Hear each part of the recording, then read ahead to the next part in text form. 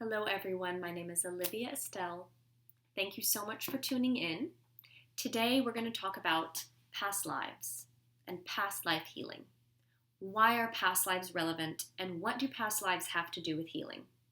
I think this is an excellent question, and I get emails about this all the time. So, decided to make a video.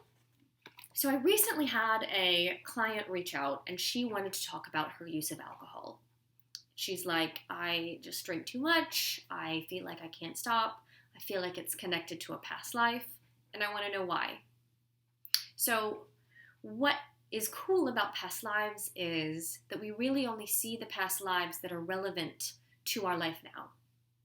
The ones that have cords, have emotional ties to us now in our lifetime, here incarnated on physical planet Earth, the ones that are relevant will show up.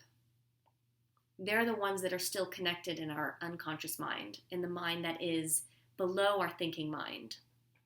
So the way that I use the word unconscious is that our conscious mind is what we're using to think all the time. It's the one that I'm using right now to talk to you. It's the one that we use to get our day done, basically. Now, the unconscious mind is what's going on below the surface. It's the stuff that's being filtered out.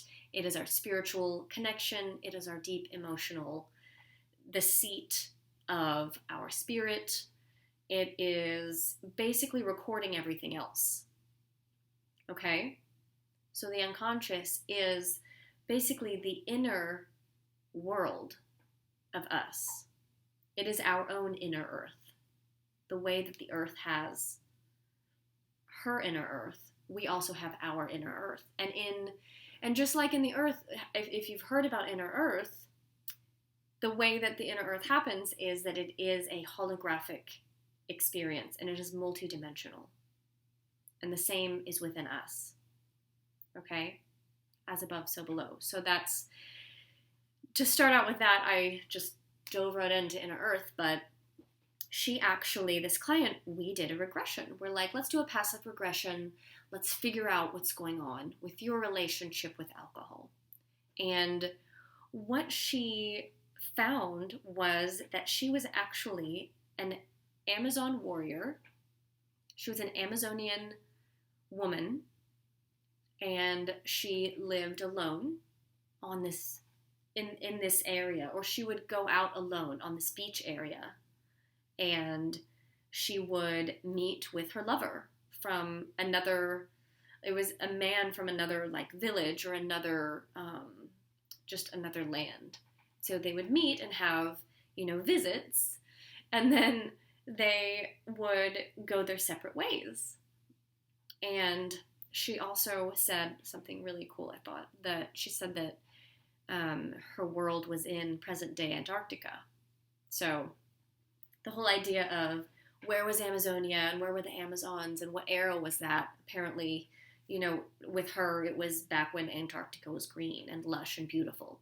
So she went through, this lifetime of meeting with her lover, and she realized every time, they would get together, she actually made wine part of her job, either in her village or something that all the villagers did that they were good at. Their specialty was winemaking, and it was something that she would bring and they would share together. And one day he had to leave, and she didn't realize till later that he was sent off on a trip to go off onto battle, and he did not return. And her sadness was connected with the wine and with that experience and with drinking together. And so she felt that at a really deep level, and she understood, that cord that she's still connected to as an Amazonian warrior was also holding that connection with wine as a celebration, as the last, connection, is the last vestige of remembering her last night with her lover, and that experience, and that beautiful experience was tied up with alcohol and with drinking. And so what used to be a celebration turned into something that was painful. And with this realization, we went and cut the cord. So I do a cord dissolving process where we leave behind everything we don't need, keep everything we want to keep, remember everything, but we kind of cut the cords to negative scenarios and release them as a form of integration and as a form of cord cutting and just self-clearing. So after we did that, there was a sense of peace and new integration and understanding. And so from then on, she was able to understand, okay, it brought understanding to why she was doing what she was doing. It made it seem more than just a compulsion.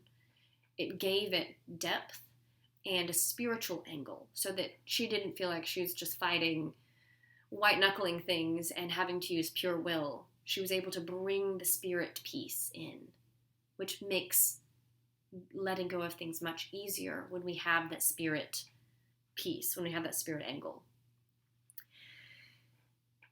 And then I had another client, which is another cool story. She wanted to know why she was so scared doing readings. She's like, I am terrified. Whenever I'm doing a reading, she had kind of just started, and she was feeling super scared every time she would start. She was just crazy anxiety, stomach aches, sweating, all of that, which I absolutely totally resonated with. I felt all of those same things. So when we did a regression, she went back to Salem, or a place like Salem. It could have been England, but it was feeling like Salem. So she was actually persecuted and burned as a witch in her past life as soon as she started helping people. So once she retrieved that memory, she realized that the act of stepping out and being seen as the healer that she was an herbalist. She would work with herbs, and people would ask her for help with their illnesses. She realized that she was feeling that fear again of stepping out as a healer every time she would do her readings, which I found very interesting because I saw that she was doing really excellent readings. It was just like a little part of her unfinished business, to go back, clean up this memory. We dissolved the cord to that, and then she was able to progress on, and her readings got better and stronger and easier. And so she felt like the fear just dissolved. It like dissolved with the cord, because it dissolved with the understanding that, oh, I'm feeling this fear because I'm stepping out into my true self. I'm being my authentic self. And that has baggage with it. And she was also really good at it because she'd done it before. So there's so many reasons why that can happen. But this past life was something that I see often. I see this theme with intuitives and with new intuitives often, that they have kind of just residual fear from old healer past lives that just need to be revisited, dissolved, integrated, and healed, just shown a light on. So basically, just know that, to finish up here, we're also being kind of pulled along synchronistically in our intuition journey, and past lives will show up sometimes as synchronicities. Oftentimes when people see their past lives, they're like, oh, I've always been drawn to that. Like, I thought I was just making it up because I've always loved unicorns, or, whatever it is. People can be quick to dismiss what they get because it's something that they've always been drawn to. But the reason we're always drawn to things can often be due to past life familiarity.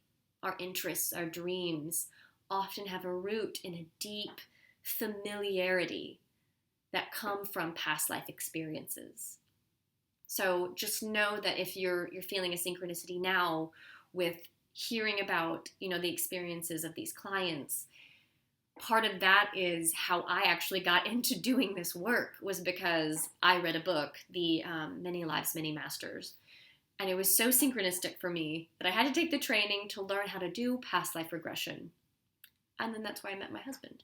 So, I digress. Long story short, past life healing is a holographic healing.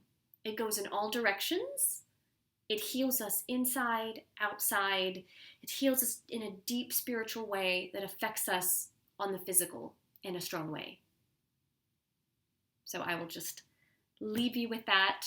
Please leave in the comments any questions, or if you have any past life memories, if you just know something, if you just know that that's my past life, I would love to hear it. I would love to see the different past lives that you all resonate with. Thank you so much for watching.